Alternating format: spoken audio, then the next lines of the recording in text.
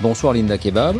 Vous êtes vous-même policière et par ailleurs vous avez des responsabilités syndicales. Vous êtes déléguée nationale unité SGP Police Force Ouvrière. Vous-même, vous étiez sur le terrain jusqu'à il y a peu de temps. Bonsoir. D'abord, rendre hommage à Maggie. Vous la connaissiez ? Dire nos pensées. On avait eu l'occasion à de nombreuses reprises d'échanger. On avait des manières d'aborder le combat qui étaient différentes, mais avec des constats et des diagnostics qui étaient totalement les mêmes. J'ai eu Guillaume Lebeau il y a quelques heures au téléphone. Et il y a une chose qui est importante et auquel il tient et auquel je tiens et qui justifie ma présence aujourd'hui sur votre plateau, c'est rendre hommage à Maggie parce que c'était une lanceuse d'alerte. Elle a ouvert la voie à beaucoup d'entre nous. Elle est un véritable exemple. Elle a fait bouger les lignes, il faut dire les choses. Elle a alerté l'opinion publique. Elle a effrayé au plus haut point au sein des ministères. Et elle a fait changer aussi la façon de s'exprimer, nous, en tant que représentants du personnel. Vous-même, personnellement, vous avez déjà ressenti ce qu'elle disait haut et fort avoir ressenti, c'est-à-dire cette haine des policiers ? Mais bien sûr qu'on la ressent, cette haine, et serait menteur celui qui vous dirait qu'elle n'existe pas. Et cette haine, elle ne vient pas seulement des voyous, mais elle vient aussi de ceux qui, dans votre dos, alors qu'ils sont supposés être dans votre camp, vous attaquent.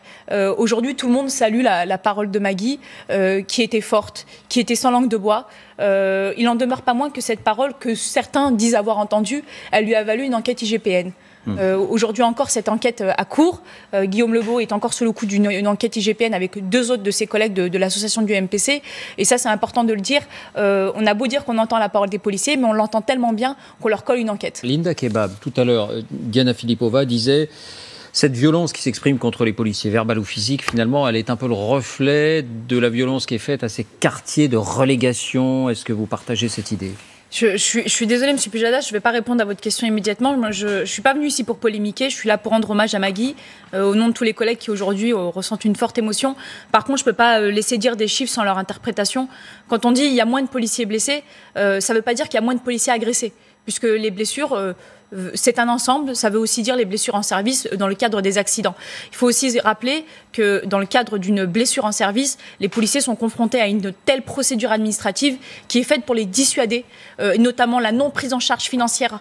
Et dans les faits réels, la non prise en charge financière en partie, notamment des soins, qui font que les collègues ne font plus les déclarations de blessures. Et ce qui est le plus important et le plus frappant aujourd'hui, c'est l'explosion des nombres d'ITT de plus de 15 jours qui, eux, font montre de plus de violence. C'est-à-dire qu'en gros, il ne faut pas prendre le nombre de blessés parce qu'il faut tenir compte du fait que de plus en plus de policiers ne déclarent plus leurs blessures en service s'ils estiment qu'elles sont minimes. En revanche... L'ampleur des violences. Voilà. C'est ça qu'il faut retenir pour vous. Et tout comme le nombre de suicidés. Enfin, qu'on se dise, le nombre de policiers qui se suicident est stable et qu'on s'en émeut pas. On ne cherchait pas à minimiser. Bien sûr, mais malheureusement, dans l'opinion publique, on a tendance à dire que le chiffre est stable, donc du coup, il est normal. C'est 50 de trop. Si la police était cotée au CAC 40 aujourd'hui, elle s'effondrerait aujourd'hui. Mais la police ne connaît pas la crise. Si ça avait été une entreprise privée, aujourd'hui, on aurait mis de véritables moyens. Si la police avait été une entreprise privée, aujourd'hui, les hiérarchies seront, en tant que personne physique et non pas personne morale, traduites en justice. Et c'est ça aujourd'hui qu'on est en train de dénoncer, et c'est ce que Maggie a dénoncé pendant des mois. Et sur ses frêles épaules, elle a porté finalement une responsabilité qui était trop lourde parce que derrière elle, il y avait une hiérarchie qui maintenait encore et toujours une pression. Pour vous, la cause profonde de ce malaise, de ces violences, c'est quoi ? Elle est interne à la police, vous parlez de pression, elle est le reflet d'une violence qui est de plus en plus prégnante dans la société. Qu'est-ce que c'est ? Elle est un tout, elle est un ensemble de policiers qui sont pris entre le marteau et l'enclume, avec en face une violence de la société, une jeunesse qui n'a plus peur, des voyous dans les cités contre lesquels on n'a aucun moyen pour se battre, et vous le disiez, et en effet, là pour le coup, c'était vrai, les moyens sont de moins en moins importants, en tout cas sont en inadéquation totale avec ce dont on a besoin sur le terrain. Ils ont été renforcés ces dernières années. Mais ils sont totalement insuffisants, on est en train de partir d'un moins 50. Là, on va peut-être atteindre un zéro. Le but, c'est d'atteindre sur du positif. On a une démographie constante en France, mais on a des nombres de fonctionnaires, notamment de policiers, qui baissent.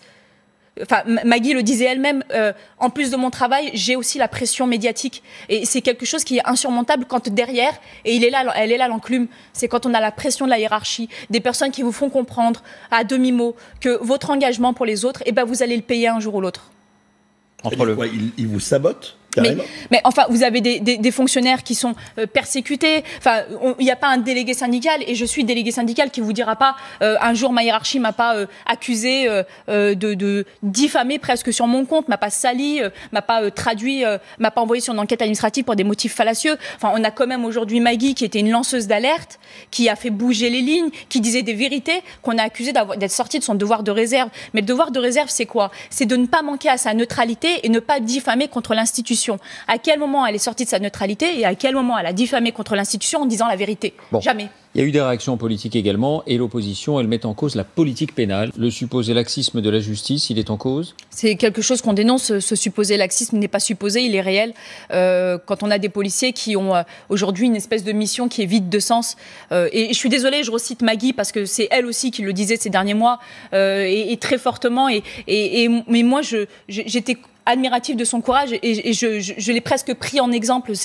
Maggie, c'est aussi grâce à elle qui a ouvert un peu la voie à toutes nos voix derrière, et qui disait oui, quand on interpelle 50 fois la même personne et qu'au final il est toujours dehors, alors que normalement l'infraction qu'il a commis devrait le conduire en prison, mais vous faites une mission qui est vide de sens, vous n'êtes plus dans le burn-out, vous êtes dans le bore-out. Vous approuvez, Franck, l'ouvrier? Oui, non, mais tout à fait.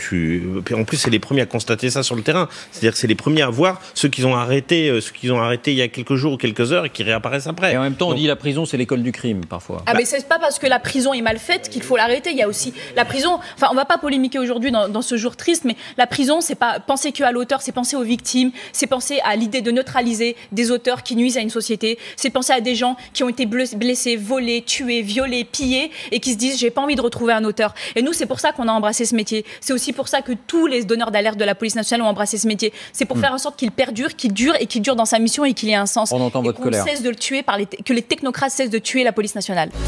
Retrouvez toute notre actualité sur videopolice.com, la chaîne YouTube d'Unité SGP Police.